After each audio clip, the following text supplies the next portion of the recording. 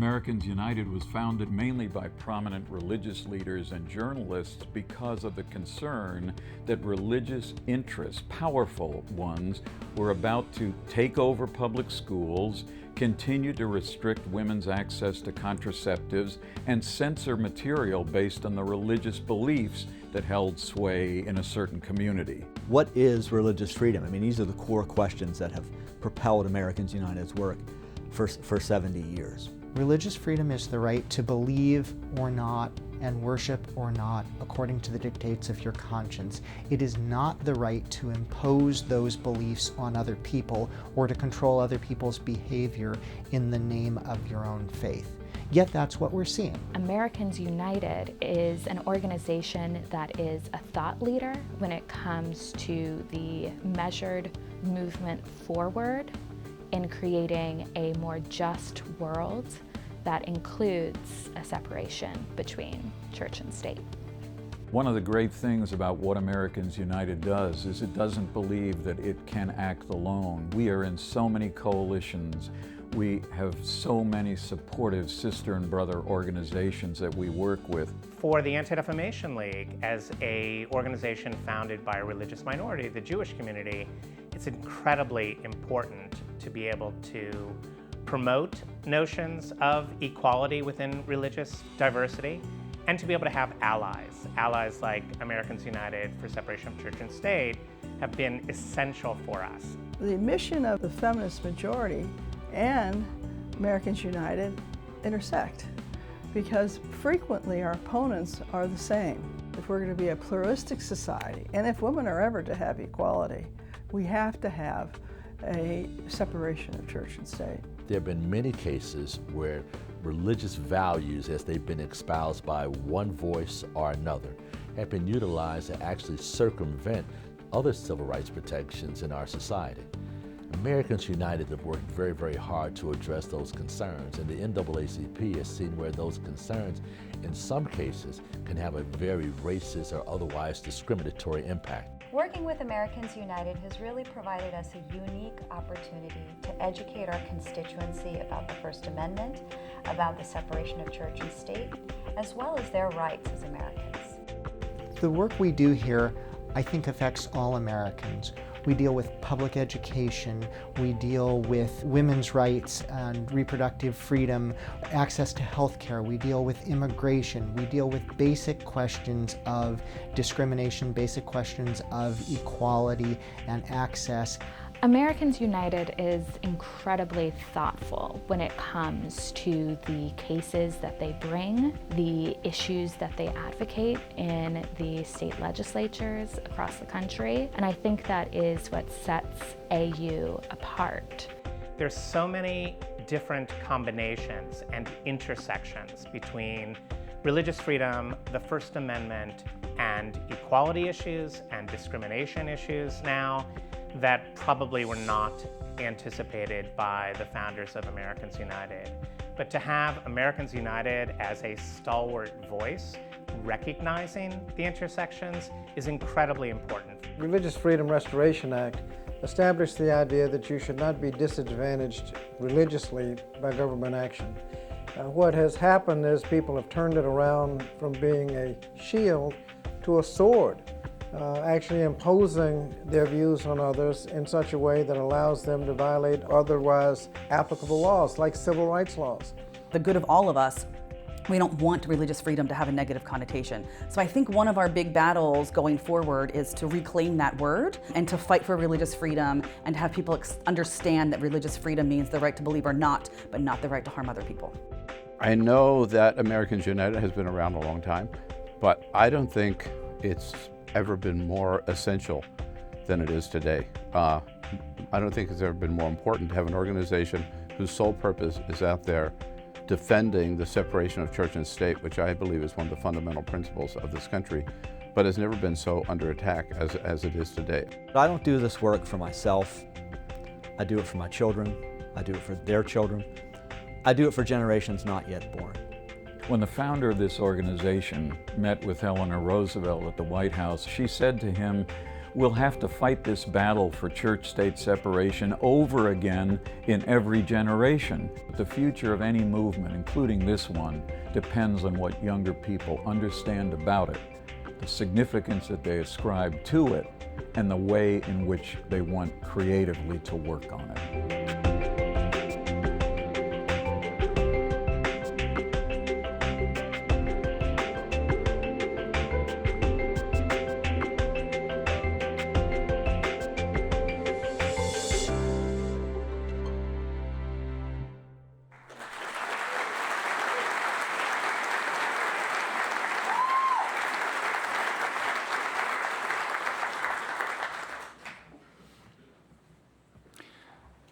I don't know about you, but that makes me very proud to be here tonight.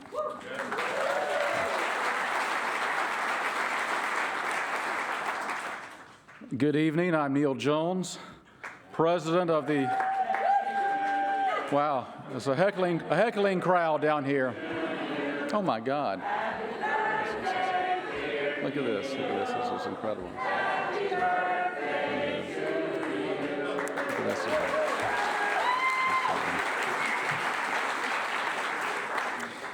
It is my birthday today, it really is. And you guys have gone to way too much trouble with this party. I never expected this. Way overboard, but I really do appreciate it, thank you.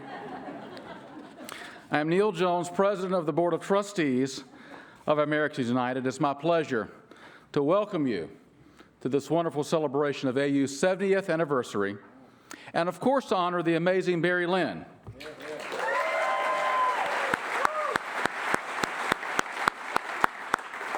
Who has earned this well-deserved retirement after his exemplary service to Americans United for the past 25 years. Tonight's celebration is made possible by the generous support of everyone in this room. I want to especially thank our sponsors who are listed in your program and were listed on the screen as you entered the room. I want to give special thanks to our top sponsors at the champion and advocate levels. Champions, Murray Garnick and Teresa Blackston, as well as our own AU board member, Eddie Tabash.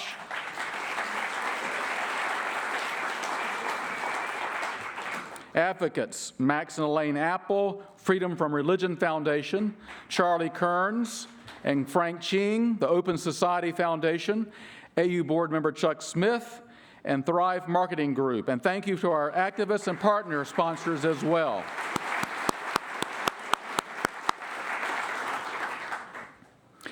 I also want to recognize another group of individuals who were gracious enough to lend their name and organizational affiliation to this evening's celebration.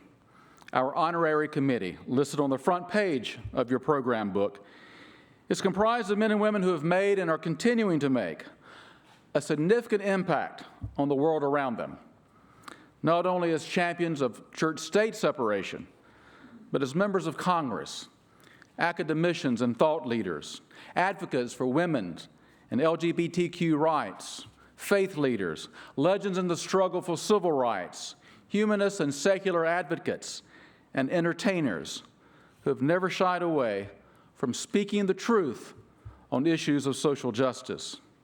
So to members of the Honorary Committee in attendance, please stand so we may recognize you.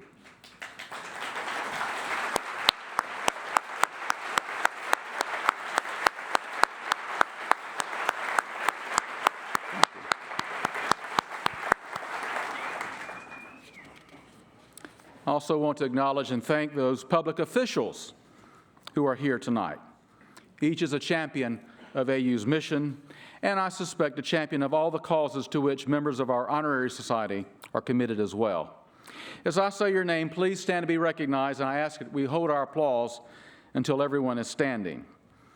Maryland State Senator Cheryl Kagan, Maryland Congressman Jamie Raskin, former Congressman Chet Edwards, who doesn't know it, but he was my congressman way back when I was a student at Baylor University. New York Congressman Jerry Nadler, Hy Feldblum, Commissioner of the Equal Employment Opportunity Commission, Thank you all for your service.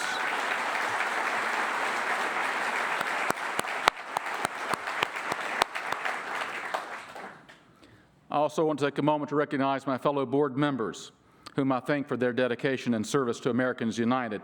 Would our Board of Trustees please stand so we may thank you?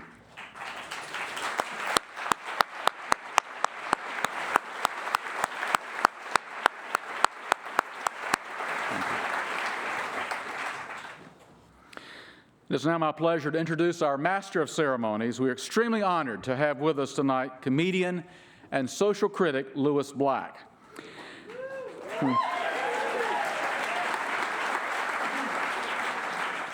Now, some of you may know that Mr. Black is almost a native of Washington. He was raised in Silver Spring, Maryland, which I'm sure had an impact on his comedic view of Washington politics. Mr. Black is known as the king of the rant. He skewers everything he sees, usually of the political variety.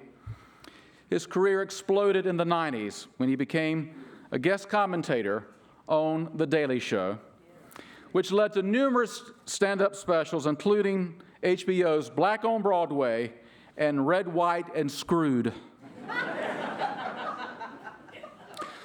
Lewis has 2 Grammys for comedy and an Emmy.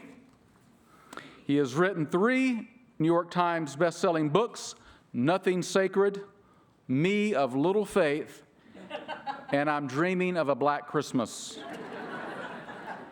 Please join me in welcoming to the stage our MC for the evening, Mr. Lewis Black. Thank you. Glad to have you here tonight. Thank you.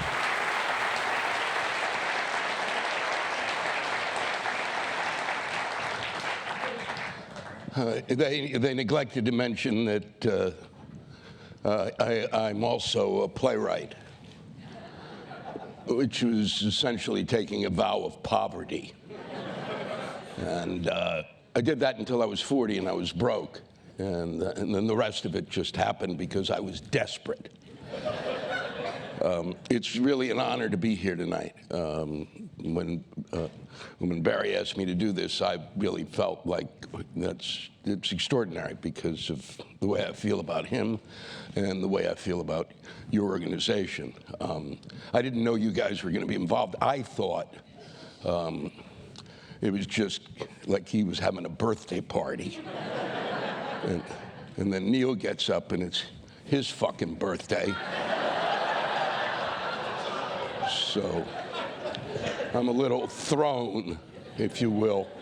It's not what I expected. I have to revamp everything. I do have good news, one piece of good news. A study at the University of Rochester has found, this is true, that those of us who use profanity are more intelligent than those who don't.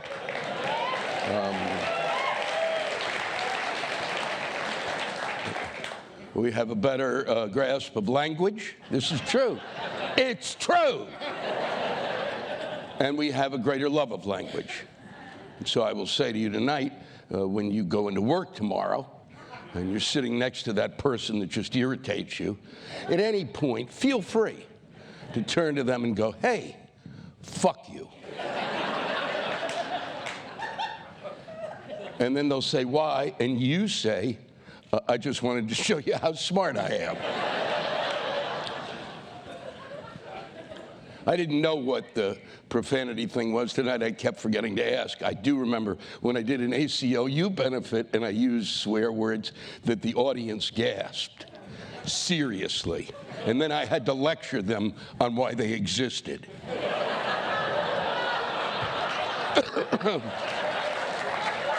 But people say to me, all of the interviews since the election, and even as he was running, have been, gee, he must really be good for comedy. This must be great for you. And I said, he's great for comedy in the same way that a stroke is great for a nap.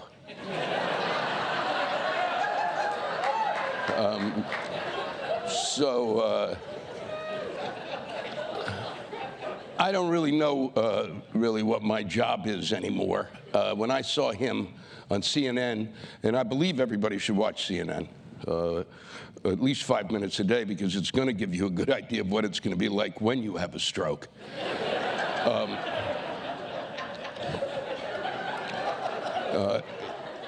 And if you didn't laugh at that joke, then that means you're watching it too much. So I found that this is I was watching, and there was Donald Trump, and in the background, in the foreground, was Sarah Palin. And I looked at that image, and that was the beginning of the end, because it was that point that I thought, how am I supposed to make this funnier? My job as a comic, I feel, is to walk on stage and go, ta-da, and then walk off. I feel that the proof of where we are is that not one writer, not one, at the moment in which he took the nomination and was, and all of a sudden was a candidate, no writer anywhere saw that and said, hey, boy, I wonder what would happen if he were elected. I wonder what things would be like. Boy, I bet that would be a funny book. Nobody did it, which means that none of us, none of those among us who have the greatest imaginations had enough imagination to imagine this. How do you imagine this? How would you imagine characters like Kellyanne Conway? How? How? I mean, seriously, alternative facts? Not even Orwell went to that well. Kellyanne Conway is not the person you hire to tell you what the president meant to say. She is the person that you hire when you want to get rid of your daughter's cheerleading rival.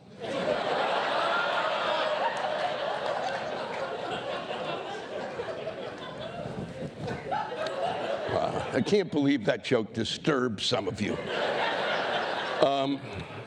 Steve Bannon has become a part of our, political landscape, which is just beyond my comprehension. I didn't even know, and to be honest, I should have known about Breitbart. I didn't know it existed, and as a Jew, I'd have liked to know.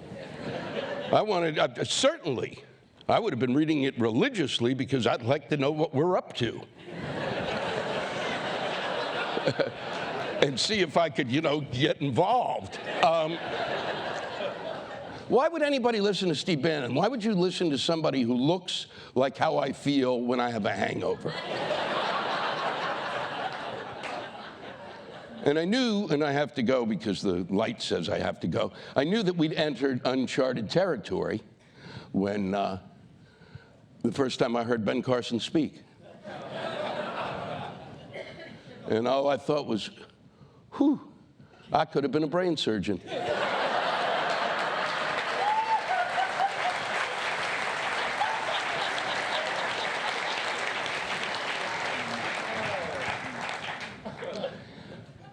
I'm really honored to introduce the first of tonight's tributes to my friend Barry Lynn. Unfortunately, Cecile Richards, the president of Planned Parenthood, couldn't be here tonight. Yeah, well, I'm gonna write her a note. But she hits a home run in this video tribute to Barry. Cecile is one of my heroes, and she was progressive before it was cool, and it must be in her genes. Her father, David, is a civil rights lawyer, and her mother is the legendary Texas Governor Ann Richards, who's... Rest of you too tuckered out to applaud. Wow, no. No, forget it. No, it's okay. I go through this night after night. Ann Richards, as some of you remember, gave the keynote address at the 1988 Democratic National Convention, in which she famously skewered then Vice President George H.W. Bush when she said, "Poor George, he can't help it. He was born with a silver foot in his mouth." That made her a star Cecile is a star, too, and a great fan of Barry's. Hi, I'm Cecile Richards, president of Planned Parenthood Federation of America, and I really wish I could be there with all of you in person tonight to celebrate my friend of many, many years, Barry Lynn.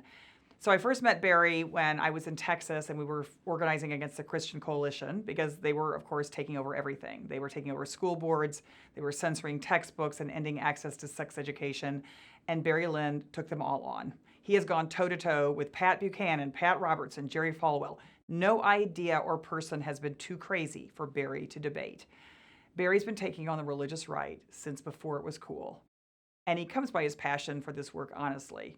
One of my favorite stories from Barry is about how his mother and a friend were chased out of a little town in northeast Pennsylvania and threatened by the police to never come back. And what had they been doing?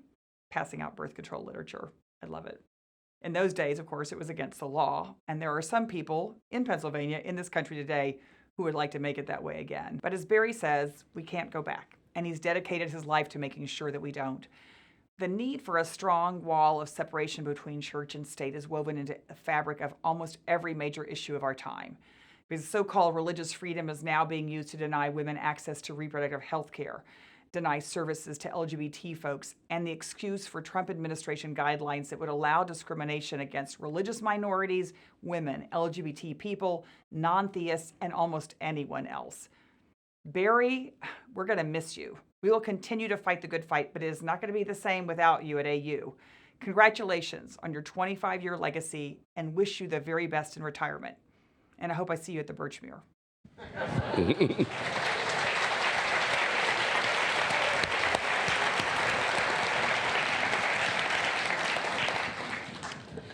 Mary Gauthier has received countless accolades over the last decade for the 7 studio albums she has released.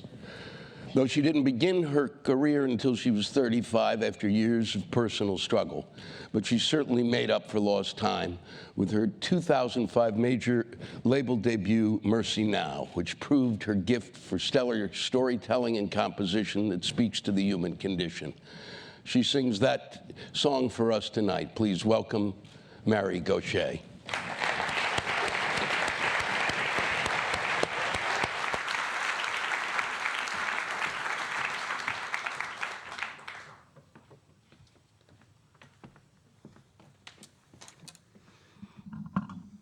How awesome to go on after Cecile Richards.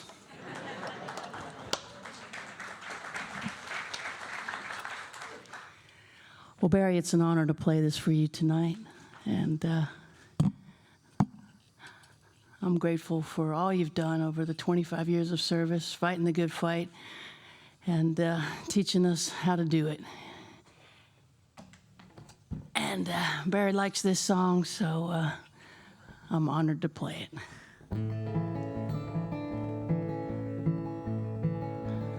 I wrote it when we were clearly headed into a war I didn't want to go to. So that was around 2002. But songs, if you get them right, they seem to get truer over time. I could have written this thing last night, huh, Barry?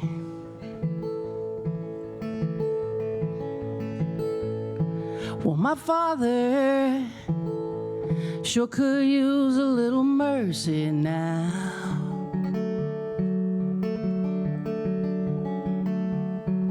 The fruits of his labor falling right slowly on the ground.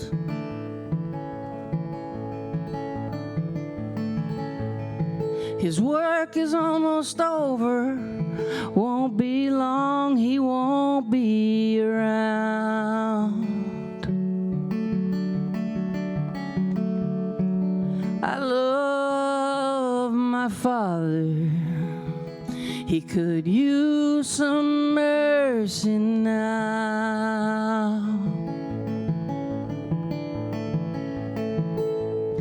And my brother, he could use a little mercy now.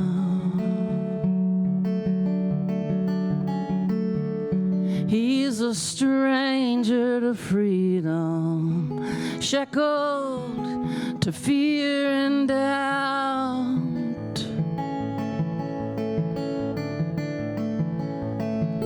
The pain that he lives in, it's almost more than living will allow. I love my brother, he could use some mercy now.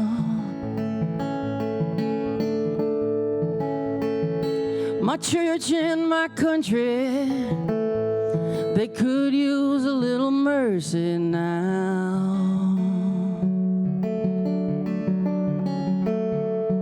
As they sink into a poison pit, it's gonna take forever to climb out.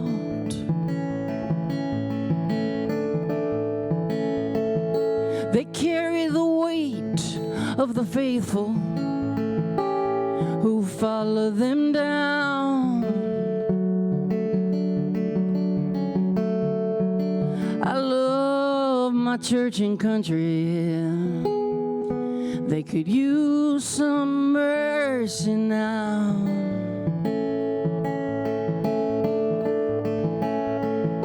Every living thing could use a little mercy now.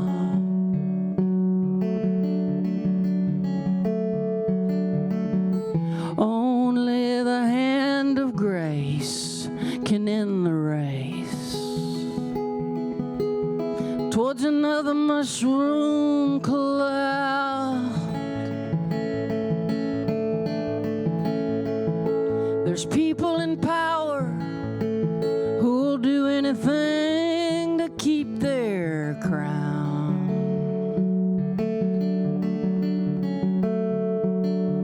I love life and life itself could use some mercy now.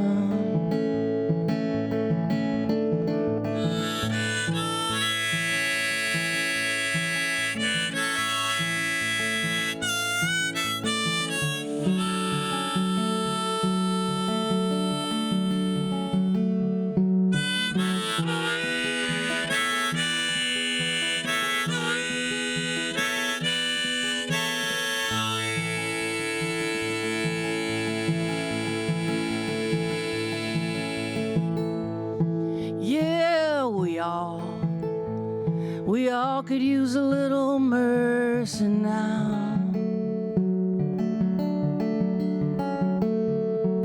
I know we don't deserve it, but we need it anyhow.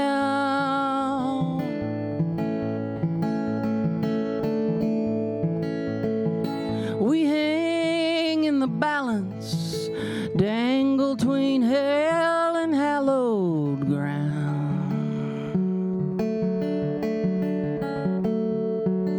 And every single one of us could use some mercy now. Yes, every single one of us could use some mercy now.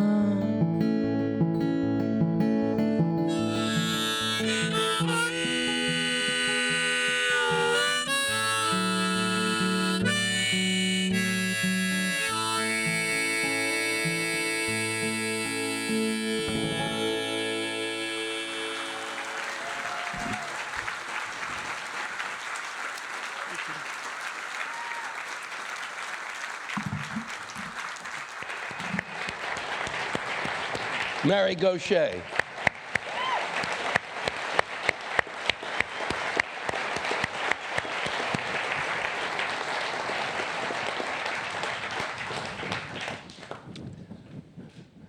Congressman Jamie Raskin represents Maryland's 8th Congressional District in the U.S. House of Representatives. The district includes parts of Montgomery, Carroll, and Frederick counties. I wonder if he would be my congressman if I still lived in Silver Spring. Yes, indeed. But would I? Oh, yeah, but I wouldn't. never live there again. No, you've overbuilt it. Used to be, there was nothing there, it was quiet, no transportation, we were a happier people.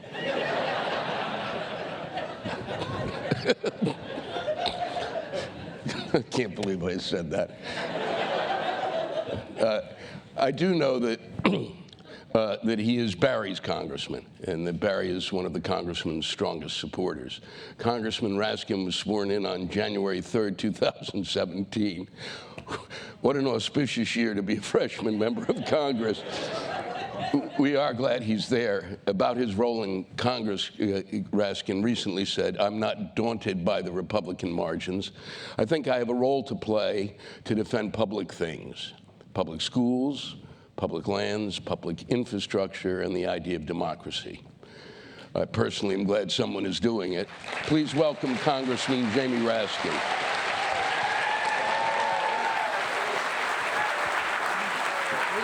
Pleasure. You got to come back.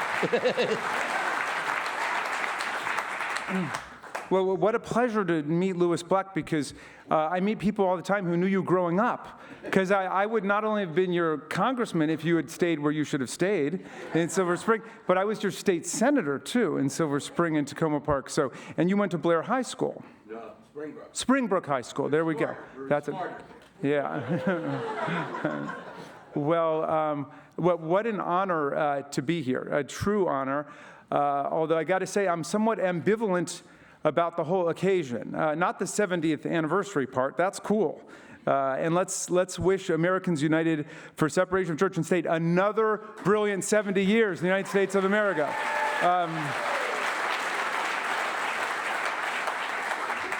But Barry Lynn, what's up, man? I mean, you know, have you noticed what's going on out there? And you've chosen now to retire. So that's a somewhat passive-aggressive thing to do at this moment. Look, Barry Lynn has been absolutely essential and indispensable to the upholding of really our central foundational constitutional value. Our Constitution was built by people who wanted to break from centuries of religious warfare between the Catholics and the Protestants that was every bit as bloody as the warfare today between the Sunni and the Shia in the Muslim world. And they wanted to break from Inquisition and holy crusades and witchcraft trials and build government on the principle of reason and allow everybody to worship privately in a system of religious toleration. And nobody has fought harder for that principle than Barry Lynn in our lifetime.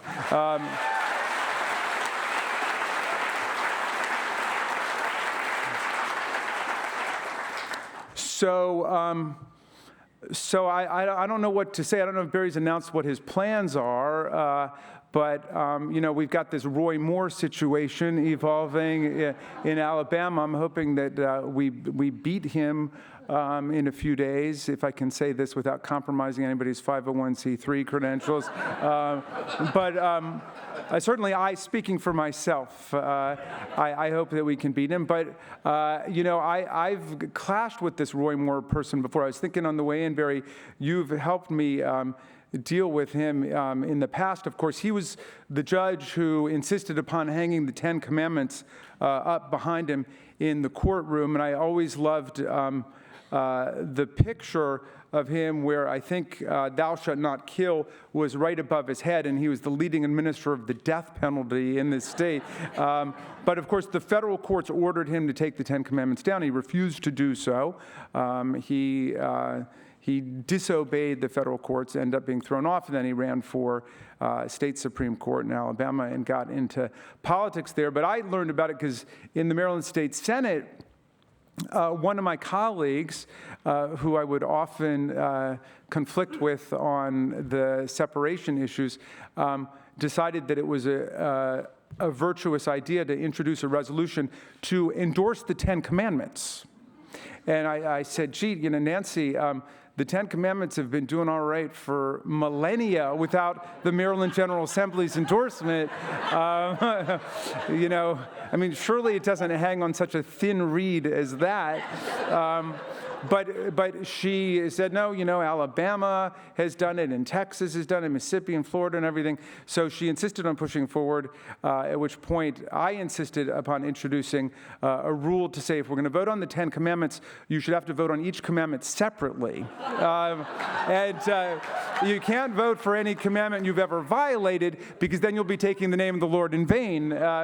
And she said I was making a mockery out of the whole thing. I said, Nancy, you're making a mockery out of the whole thing, okay?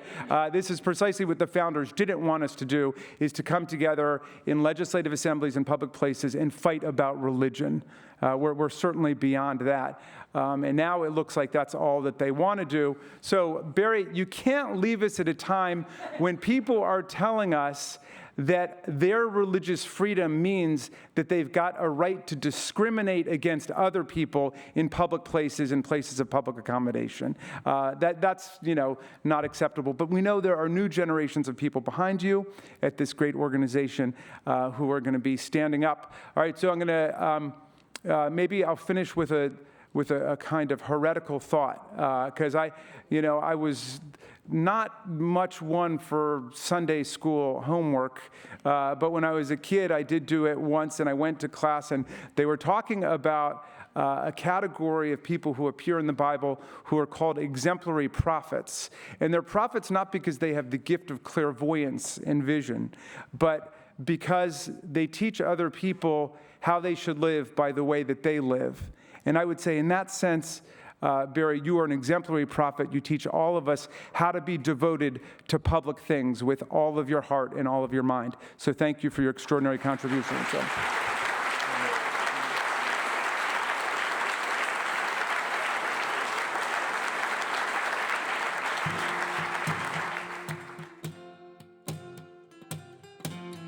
This has been the greatest job I've ever had, the most important one I've ever had, because here is a chance to look at all the terrible things that are going on in the social milieu around us, and deciding that when religion corrupts the issues, when religion corrupts the dialogue, terrible things happen. To me, he's such an important voice, because we don't have a lot of people in prominence who will go out there and not just argue for a wall between church and state, but can speak about Scripture with compassion and love, and do so convincingly in the face of our modern Pharisees. Barry's leadership and Barry as a person represents what the best of faith can bring to the table. He really doesn't just talk the talk, he walks the walk. And I think that's why he's been so effective. He is someone that knows how to strategize and strategize well, and we've seen many of these fights that we've taken on won because he understands the importance of staying with the straight and narrow. One of the great things about Barry, and there are a lot of great things about Barry, he has an ability to bring people together from all different factions. He certainly knew the dangers of intermingling religion with the state. And he knew it in a way that was not hostile to religion, but certainly made you see the danger of it if it becomes so intertwined. It was his vision and his drive to say that Americans United, if it's going to take seriously and protect the separation of church and state and the religious freedom for all Americans that involves, that we needed to be in the courts, and we needed to be at the same time educating public officials about their obligations. You have all this different religious and non-religious expression.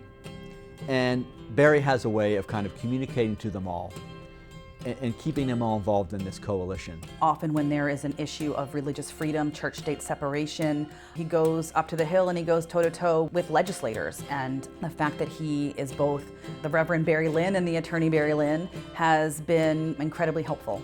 That's who Barry is, someone who can be disarming, incredibly nice, incredibly effective at his work, but there's no need to smash your policy opponents over the head. You're in a position to just beat them with the better arguments. He's a brother. He's a bodhisattva. He's a Mahatma. He's a great soul. He earns respect, and he gives respect.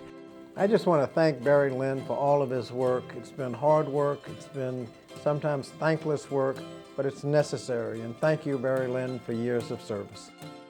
I think we've come a long way. I think I've played some small role in making it clearer that this separation of church and state is a doggone solid American principle, and that people ought to accept it, and that people ought to recognize that if they hold one religious viewpoint over others, if they hold all religious viewpoints over non-belief, they're corrupting the fundamental democracy that is America. And I'm glad to have played some small role in moving this forward.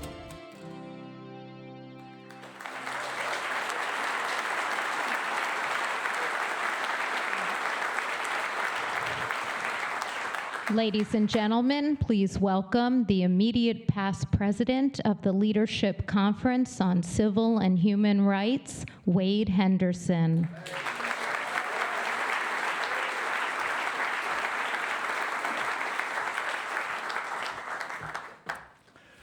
Good evening, everyone. I am Wade Henderson, and until recently, I was president of the Leadership Conference on Civil and Human Rights. I'm really honored to participate in this tribute to my dear friend Barry Lynn and to salute the accomplishments of Americans United on its 70th anniversary. The Leadership Conference is the nation's premier civil and human rights coalition. We're committed to building an America as good as its ideals. AU joined the coalition about 3 years ago in recognition that an organization dedicated to church-state separation needed allies, and that the fight to preserve religious liberty had long been closely aligned with the civil rights movement. So coming together seemed logical. After all, had there been no First Amendment to the Constitution, there would have been no civil rights movement. Barry also understood, however, that unresolved issues of race and slavery are at the heart of some of our nation's most intractable social problems, and that only in coalition, including religious groups, can we possibly hope to address them. I think Barry and I were both drawn to Frederick Douglass's 1846 address entitled "Slavery in the Pulpit of the Evangelical Alliance," in which Douglass concluded that American slavery had no stronger ally than the American church, and that the church had special responsibility to resolve it. We sharpened our shared values over 30 years ago when we both worked for the National ACLU as part of its Washington bureau. I was an up-and-coming talent, but Barry, I can assure you, was a hot property, and he still is today. You've heard that, right? So, hey, it's true, guys, it's true. So whether testifying before Congress or in debate in hostile territory, Barry often played the role of a butt-kicking paladin, walking into difficult circumstances with ease, a Bible in one hand and the Constitution in the other, a G-rated version of Elmer Gantry. Now, Barry, we love you, but that's who you are. So, Barry was great at poking holes in hypocrisy. He'd often leave his opposition all but decimated. His knowledge was broad, so whether the topic was the federal marriage amendment, opposition to school vouchers, or federally funded employment discrimination, Barry used an artful blend of substance, humor, and incisive wit that made him a regular on TV and cable news and in the nation's top publications. Today, AU's work under Barry's leadership, whether fighting government endorsement of religion in public schools, anti-Sharia laws, government religious displays, or government funding of religious activities, also furthers our mutual goal of ending discrimination against adherents of minority religions. AU supports the work of the Civil Rights Coalition to ensure that religious minorities are on the same equal footing as those of the majority faith in their community and are not made to feel like outsiders by their own government. AU also fights against provisions that, in the name of religion, sort of trump civil rights protections, including protections for LGBT employees and women seeking health care. Yes, AU supports reasonable religious accommodations, but it also fights to make sure that these provisions are designed as a shield for religious adherents and not a sword to be used against others. So when a baker tells an LGBT wedding couple he can't design a cake for their nuptials, bigots everywhere better start quaking in their boots, because Barry is on the case. Barry will be missed, and when some people retire, it's hard to tell the difference. But Barry is not among them. It's been an honor, Barry, and a privilege to have worked with you over these 25 years and beyond. Thank you so much for being the man that we all love and honor tonight. Hey.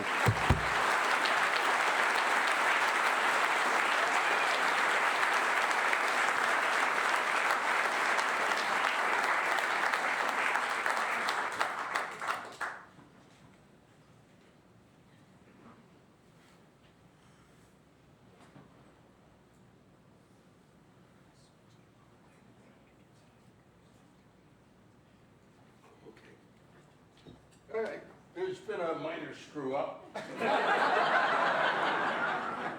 But I'm right on top of it. I wondered what we were having kind of a quiet moment together. No, we're gonna have to go. This is, well, no, next one. No, let's skip this. Skip it. Nope, I'm not going to read Barry's speech. That'd be stupid. I'd love to, though. I'll do my interpretation of Barry. No, we're going to keep going. Go to Katie. Oh, there she is. I'll get this out, though, eventually. They didn't. Oh, I'm exhausted. Sorry about that. Problem. I needed to get it to where I could do your intro, because I didn't memorize this. Now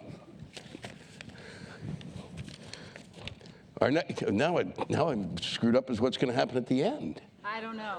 Well, I think maybe I'll do one song.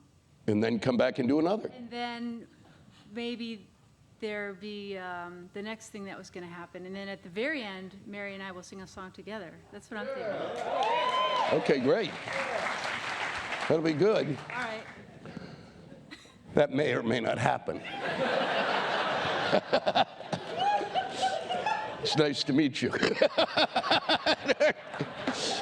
Our next guest was dubbed a folk rock goddess by The New Yorker. And that she is. Katie Curtis's list of accomplishments spans 14 albums, songs featured on TV shows Grey's Anatomy, Dawson's Creek, and movies like Finding Graceland and A Slipping Down Life. For over 25 years, she has been perennially popular headliner, appearing at clubs and music festivals across the country. She's performed at Carnegie Hall, the White House, and at Barry Lynn's home. That's right. Please join me in welcoming the very talented Katie Curtis. Oh my God, thank you so much. So I met Barry in 1996 when, as a very new singer-songwriter, I was in it for 4 years, and it turns out he was in his job for 4 years at that point too. We were both invited to be on stage in Salt Lake City because of a little kerfuffle about the GSA club that was being started at the high school, and that the parents were in an uproar and refused to allow this GSA to exist at the high school. So here comes Barry Lynn, and here comes, folk rock goddess, and we both performed or spoke that night in Salt Lake City. And I listened to him, and I thought, this is the man who's going to change the way people think about LGBTQ issues. He was just so articulate. And I think coming from a spiritual background as well as a legal one, I felt really moved by what he had to say that night. And I thought, if I ever get the chance to work with him, I would love that. And then fast forward 20 more years, or maybe 15, he invited me to be part of a new project for AU where it's called Voices United. And we produced concerts, over 100 concerts to benefit AU. And during that time, I mean, as a singer-songwriter myself, I would just try to articulate in speech what AU does. As many of you know, it can be hard to explain it. And so I thought, well, I'll just write a song about the work of AU. And it turned out it just means I have to explain it while playing the guitar. And I never play this song because it's a song that only a few people get, but I think all of you will get it. Okay, so I'm just gonna go ahead and do this song. This is called Written in the Constitution. A very sexy title.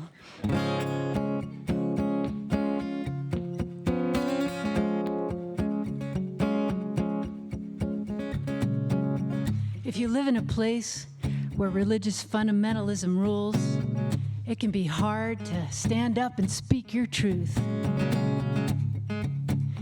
If you don't feel like you have choices around your own body and reproductive decisions, if you're gay and the city clerk won't issue you a marriage license, or if you don't pray but your school or your town council meeting leads you in prayer, it's time to reach out to Americans United for separation of church and state.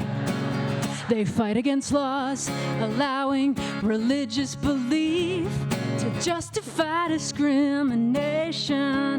They are the watchdogs willing to intercede when somebody is imposing religion. We all have the freedom to believe or not, whatever kind of faith we do or don't got. You know why, we know what, 'cause it's written in the Constitution. Thank you. I like to say this is a cross between a schoolhouse rock song and Proud Mary.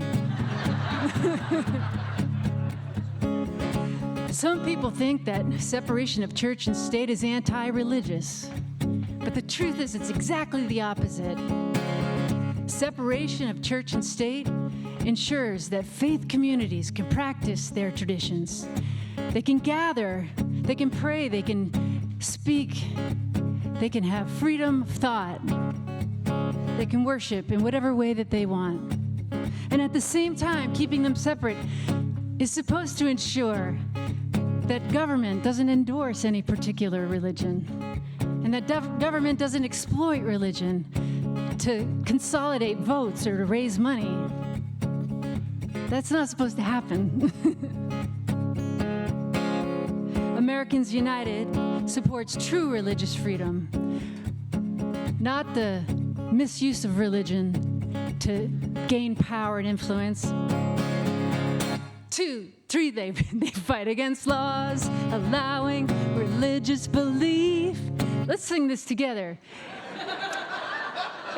They fight against laws allowing religious belief. Let's try that. 2, 3, they fight against laws allowing religious belief to justify discrimination. To justify discrimination. They are the watchdogs.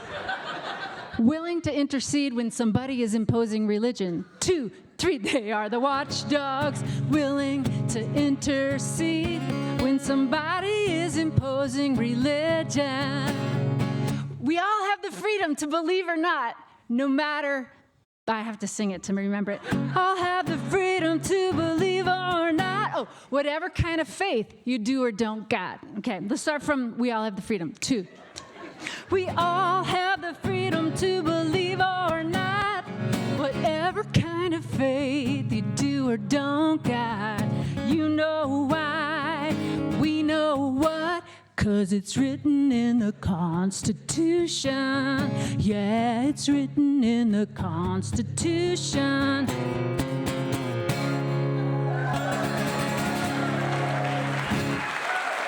Thank you very much.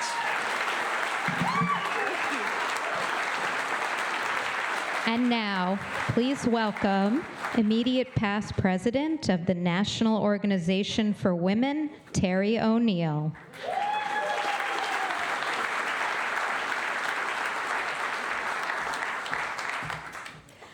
Well, good evening, everyone. I am Terry O'Neill, immediate past president of the National Organization for Women, and I am so honored to be here this evening. I'm really proud to stand with Barry, and not just because he is a proud member of the National Organization for Women. In fact, for 25 years, Barry has done the hard work of making the First Amendment's twin guarantees of freedom of religion and freedom from religion a reality in the everyday lives of people across the country. And nowadays, just to be clear, those rights have never been more important, especially for women in the era of Trump. Right? Just last month, the Trump administration singled out insurance coverage of birth control for special restrictions in a rule that allows any employer to remove contraception from employer-based health plans, claiming they're doing it for religious or moral reasons. Importantly, this rule does not allow employers to remove Viagra from health plans, even though using that little blue pill for a purpose other than procreation is also a sin. My name is O'Neill. I know this.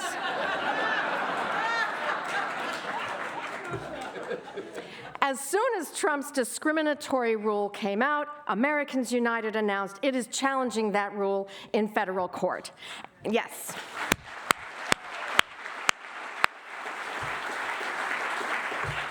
And I have no doubt that Americans United will win that case because Barry Lynn has a terrific track record on this issue. In 2013, AU successfully intervened on behalf of students at the University of Notre Dame when the university sued the Obama administration over birth control coverage under the Affordable Care Act. This intervention was absolutely crucial. Notre Dame wanted to frame their lawsuit as this big abstract debate between two giant institutions, right? The Catholic Church versus the United States of America.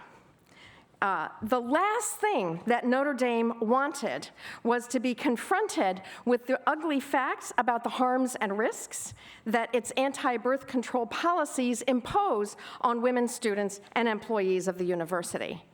But Barry Lynn understood that everyday lived experiences of women at Notre Dame was exactly what needed to be in the courtroom confronting the judge right in front of the court. That's what it means to take a grand, abstract idea, right, like freedom of religion and freedom from religion, and make it concrete and meaningful in ordinary people's lives. That's what Barry Lynn has been doing his whole career.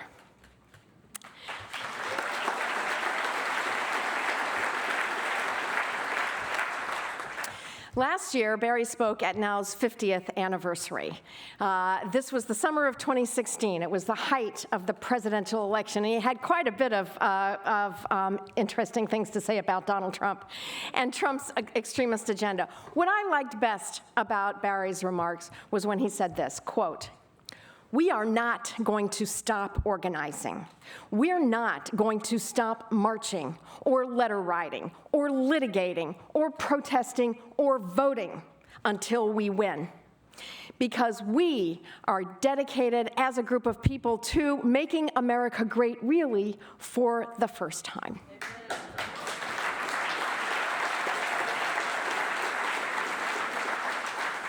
So Barry, I know you're retiring, but I don't believe for a minute that you're going to stop organizing. As long as the struggle continues, Barry will be right there with us, fighting for equality and justice and freedom. And that is how I know we will win.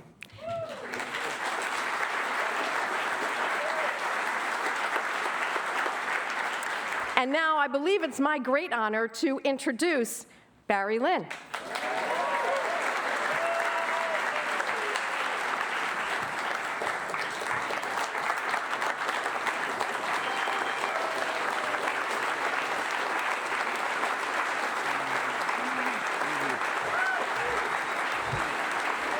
Thank you.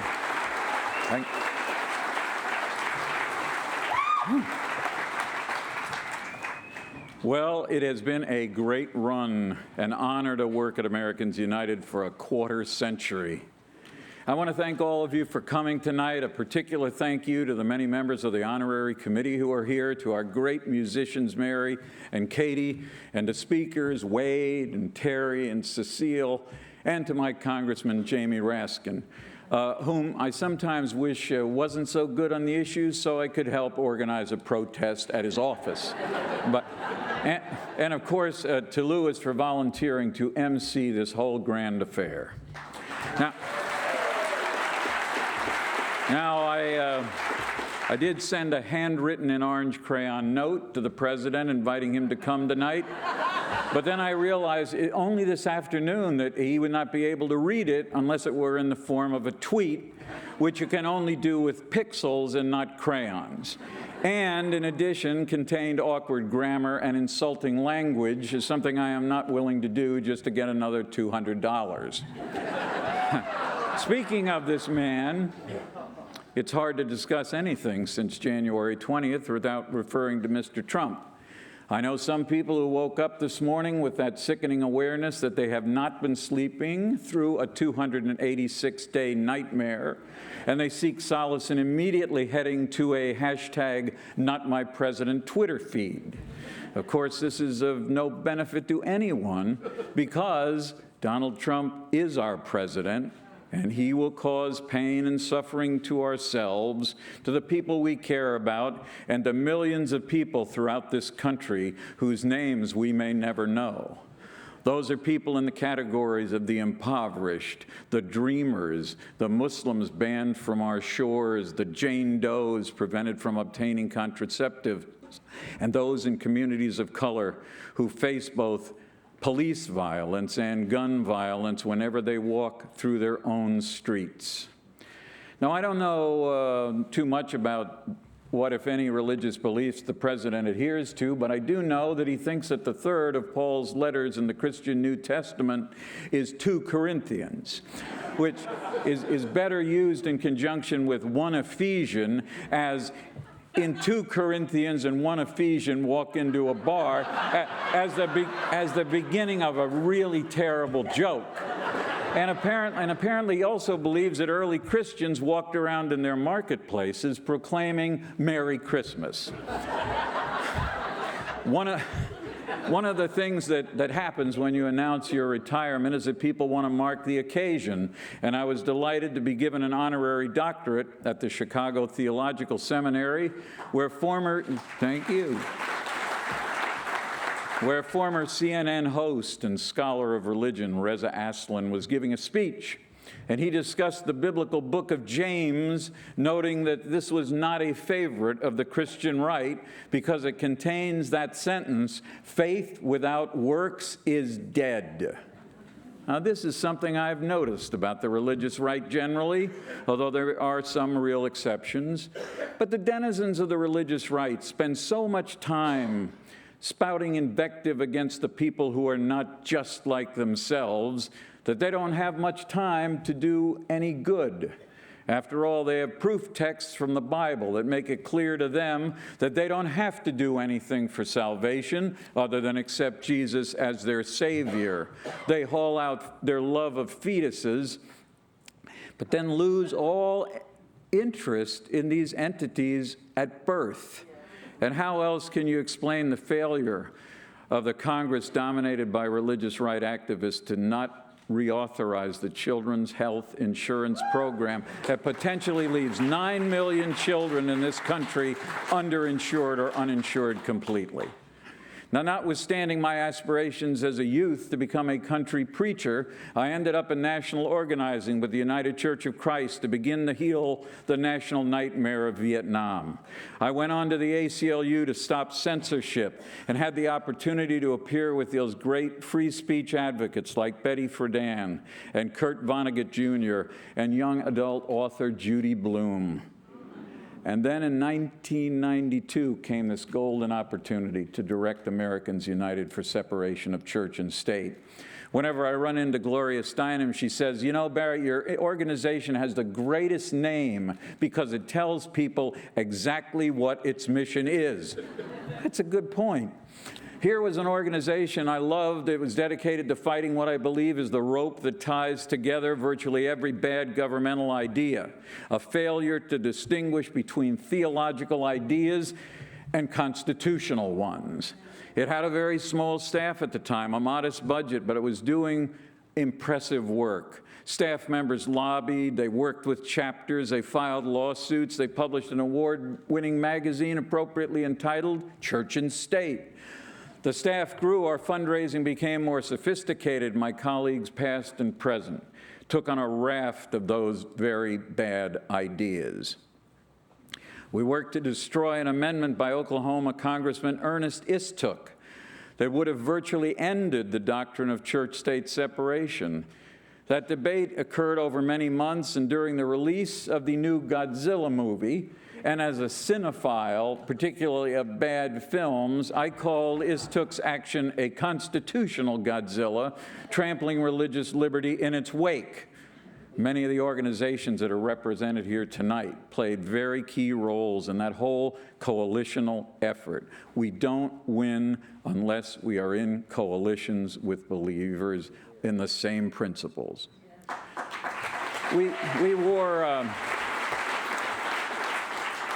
down Alabama's Supreme Court Justice Roy Moore when, under cover of darkness, which I think is a bad sign, he placed a 2.5-ton granite monument to the Ten Commandments in the center of the Judicial Building down in Montgomery.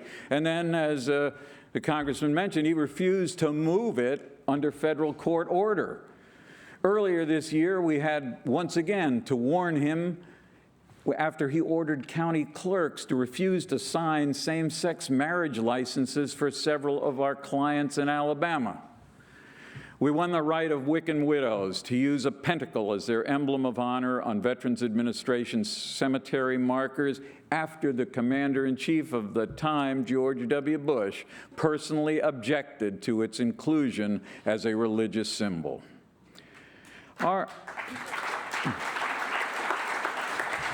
Our extraordinary legal and legislative teams stopped the fundamentalist ministry of Watergate felon Chuck Colson from obtaining special privileges for inmates who enrolled in a conversion program at an Iowa prison. We crushed creationism in a Dover, Pennsylvania science class.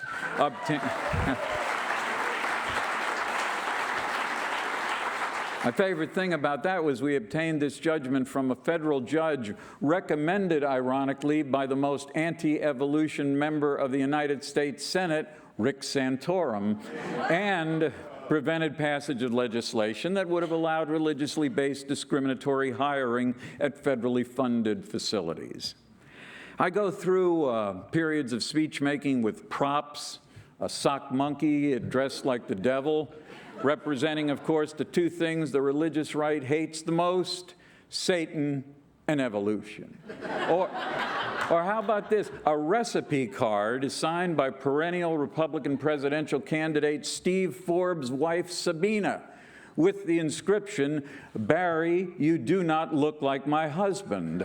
And I needed that because of the frequent encounters with people at right-wing conventions who would come up to me and tell me how much they liked my flat tax plan.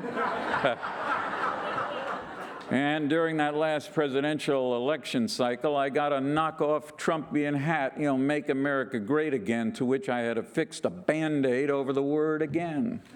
I created that not only because there has never been some golden age in this country where it was great for everybody, but because I was frankly uncomfortable with Secretary Clinton's initial response. We are great already. Not really. See, there are too many people who are marginalized, victims of religious and racial bigotry, too many people who have no shot at any version of the American dream. Like some of you who started your interest in political issues in the 60s, I am a bit nostalgic for that time, the music, the tie-dye shirts, the burgeoning wave of new feminism. Those are very, very heady times.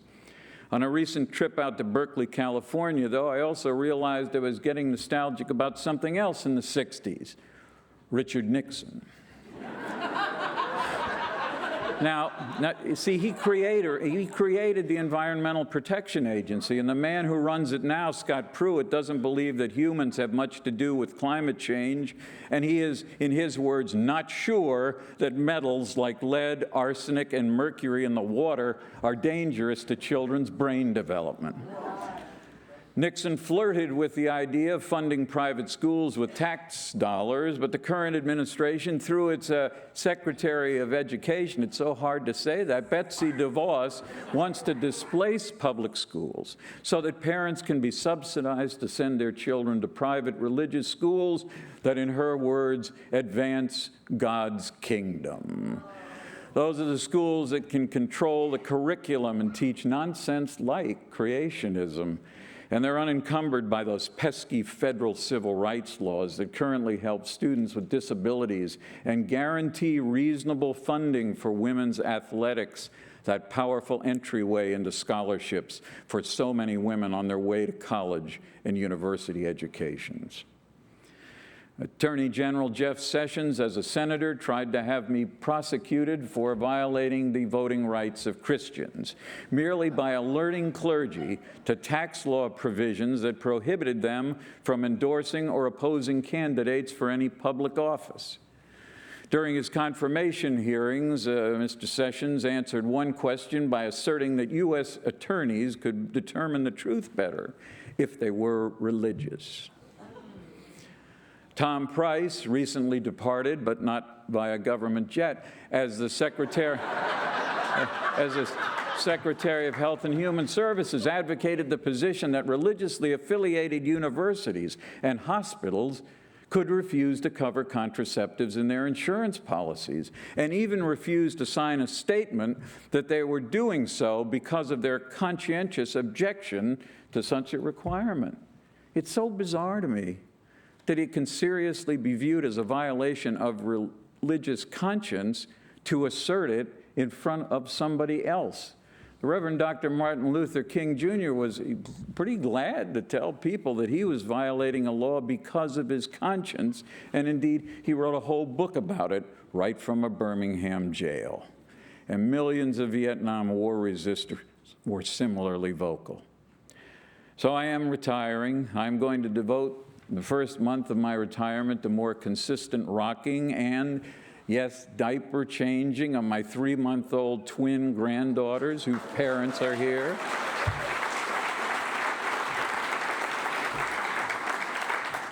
I'm going to be looking for things to do in our community, likely in a somewhat more partisan way, to in some small way help America bend toward greatness.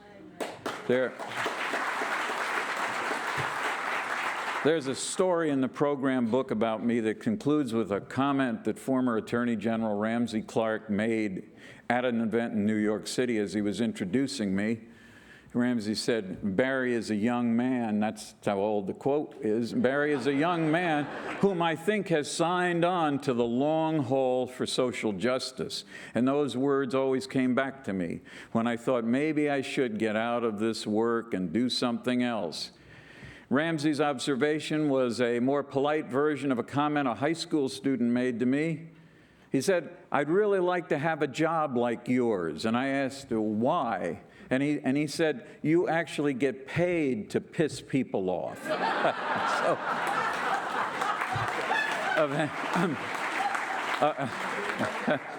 Eventually, this revered principle of church-state separation, which is the true religious liberty, will prevail. And here's why I'm convinced of it, in spite of the current climate in this city and even the events of today. The founder of Americans United was Glenn Archer, a Kansas Republican law school dean, being groomed to be governor. But he became a friend of Eleanor Roosevelt, and they used to chat at the White House. She said to him one afternoon, "You know, Glenn, we'll have to fight the battle for church-state separation over again in every generation." And that turned out to be prescient. But each generation has started at a better place, at a deeper respect for the diversity that really is America. According to the polls, we have convinced the public that we are correct about really big issues like discrimination in hiring with tax dollars, or allowing nonprofits, including churches, to engage in partisan activities. We've convinced the public those are wrong. We have convinced the public coverage of contraceptives by company insurance policies is right. Marriage equality is right. And millennials are even clearer about these positions than the rest of us. I'm proud to know the elected state and national officials who are on our honorary committee, each one was a leader before she or he became a politician. And similarly, I was very glad to get to know and work over the decades with some of the Senate's giants of political integrity, people like Republican Senator from Connecticut Lowell Weicker, who always told me, you know, it's the Senate, because of the filibuster, not the Supreme Court, that is the last great protector of the rights of the people. And after a hearing where Democratic Senator Phil Hart of Michigan was listening to the testimony, my wife Joanne, who many of you know and who is here with me tonight, she went up to him after the hearing and asked him, why do you take on so many controversial issues? And Senator Hart said, Joanne, sometimes you just have to do what is right. With all due respect to the political class, though, it is, in my experience, it tends to be the people, including the people in this room and the people watching on our live stream and people like you all over the country, who tend to get things started, who take the grand ideas to elected officials and then do the hard day-to-day work of getting support for those ideas until they become law. Activists will not stop, as Terry just mentioned, organizing, marching, litigating, protesting, letter writing, and general agitating until we turn a good America into a great one, because to do otherwise would be an act of national suicide. There's much to do. That vile immigration ban must be dismembered. The efforts to diminish contraceptive access must be repudiated. Americans United's leadership and its supporters, its staff, and our organizational colleagues are going to be in the forefront of that effort. I have always tried to tell the truth, even in this time of fake news, of lies and deceptions at the highest levels of government. And all of you tell that same truth. One great thing about the First Amendment and the freedom of speech and conscience that it preserves is that although it does not guarantee that the nation makes the right decisions, it's the best mechanism in the world to make that kind of rational and morally sound decision-making possible. I want to thank you all for coming. I want to thank you for all that you do in conjunction with Americans United, in your own organizations, and in support of the principles that the Constitution holds dearly. Thanks so much. I'll see you later. Bye-bye.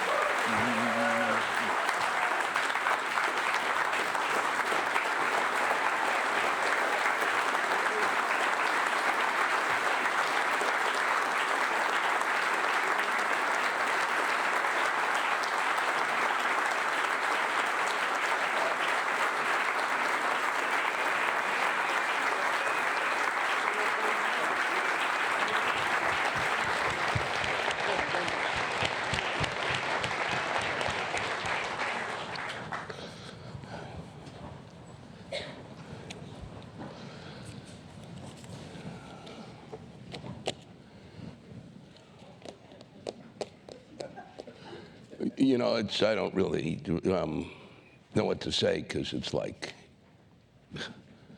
I mean, to follow someone like you is, you know, all of a sudden what I do really looks like, you know, seriously, a clown shitting his pants. It's okay. It's not a self-loathing thing. It's just a reality. I have a housekeeping detail, which doesn't have to do with my pants. Immediately following the program, please join us for coffee and dessert in the reception area. I know you're thrilled about that. Yeah, the excitement is palpable.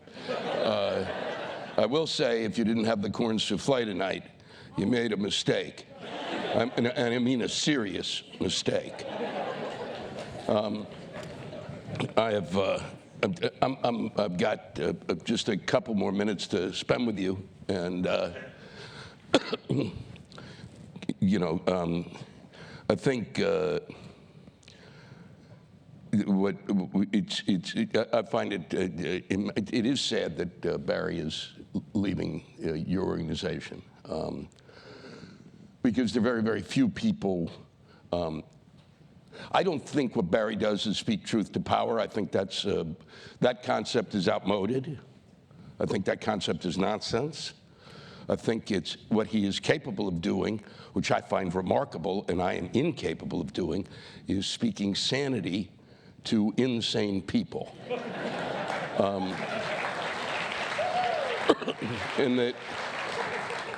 And I've watched him enough and been around him enough, the thing that he has that I don't comprehend at all is how he can continue to do it and sit there with somebody and still maintain a sense of humor. That's unbelievable, because I can do it because I'm not near those people. Yeah, that's why I don't live in Washington. If I lived here, I'd be in front of the Congress every day. I'd be on all fours barking and biting people. So I'm just glad that, I know that, people say, what will he be doing now? And I've hired him as my opening act. It's going to be great, because he's going to handle all that political shit, and I can finally talk about the weather. I had one thing I was just going to read, because I thought it kind of is perfect and apropos, and it's an article I'd been reading this year, and I think describes the situation that you deal with. This was a while ago. Facing a need for $743 million worth of repairs to crumbling infrastructure, the mayor of Jackson, Mississippi, has told residents the city can fix its many potholes through the power of prayer. I'm just going to tell you that got a bigger laugh in Alabama. Just so you know, and I'm serious. I did. They laughed hard, and in Biloxi, they went psychotic. I believe we can pray potholes away, said Mayor Tony Arbor, who's also a church pastor. And there we have it.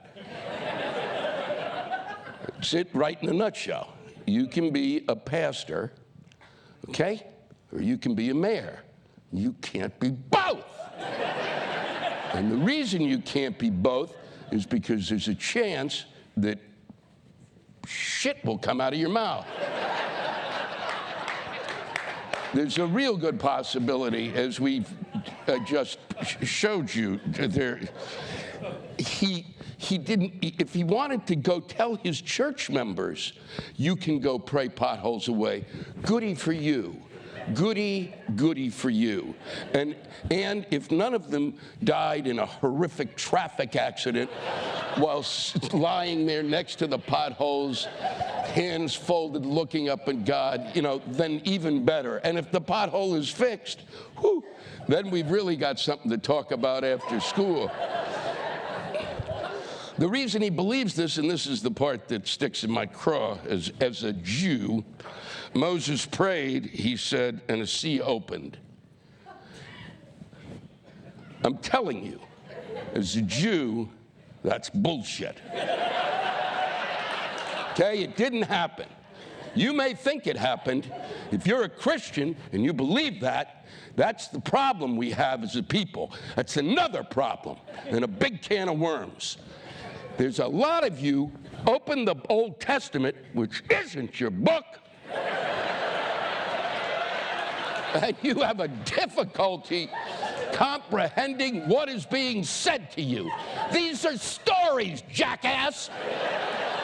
stories told to entertain a group of people who were wandering around thinking they were an agricultural economy in a desert. And what the stories were told in order to distract those people from the fact that they did not have air conditioning.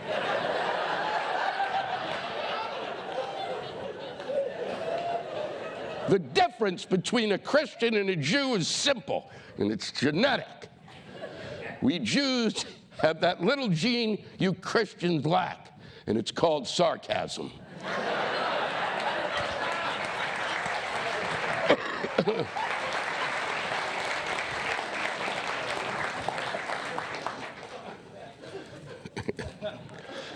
So please, I'm out of here. so please welcome to the stage again, Katie Curtis and Mary Gauchot.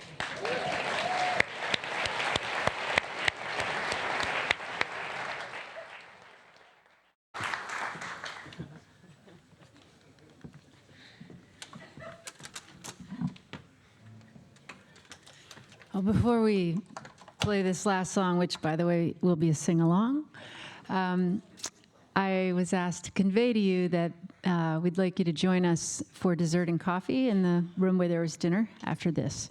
And I just want to say, too, that I appreciate all the work that the staff at AU did to put this on.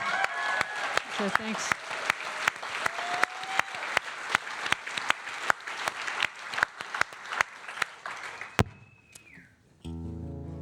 And I love you, Barry Lynn.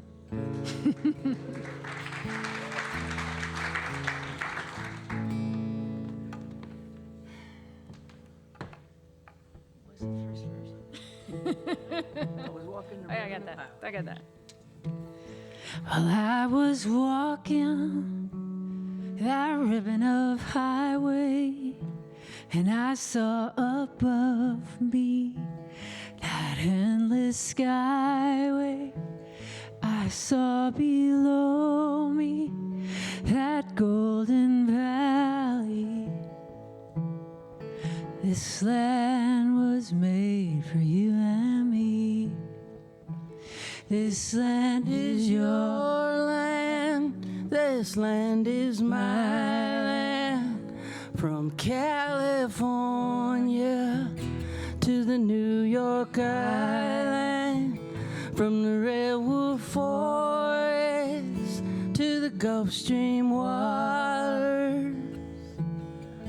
This land was made for you and me. Sun came shining, I was strolling, wheat fields waving, the dust clouds rolling, fog was lifting, voice was chanting. This land was made for you and me.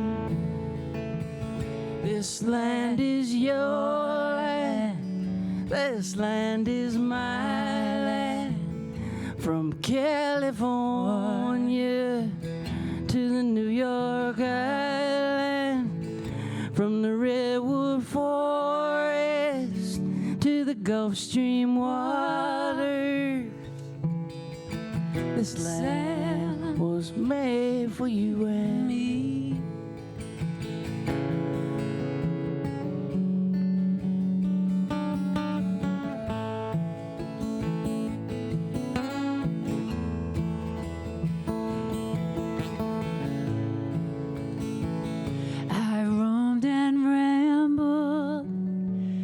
Followed my footsteps to the sparkling sands of her diamond deserts, and all around me a voice was sounding.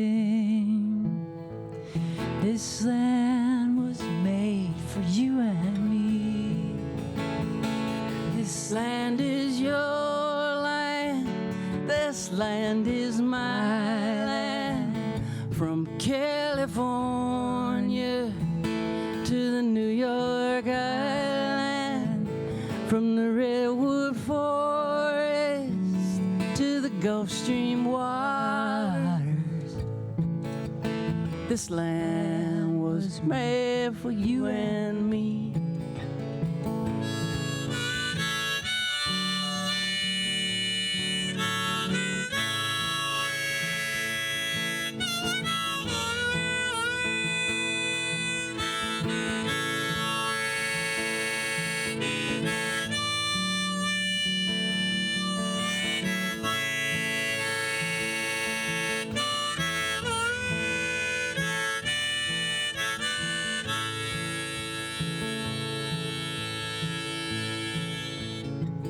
Was a big high wall there, tried to stop me.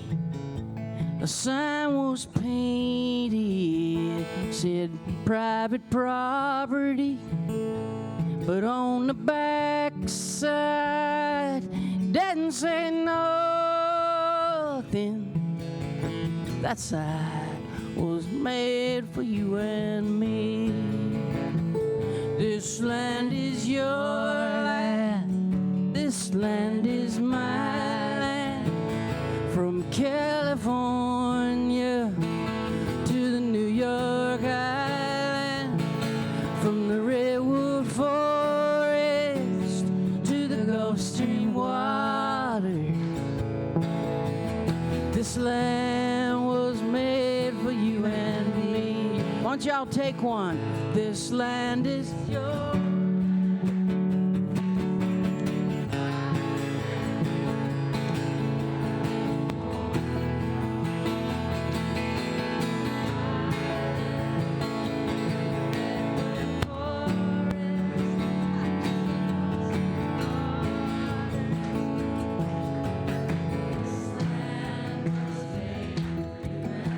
Let's tag it there.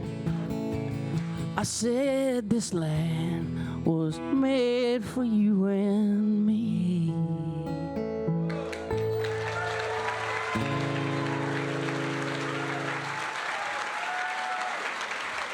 Thanks to all of you for being here with us tonight. Thank you, Barry.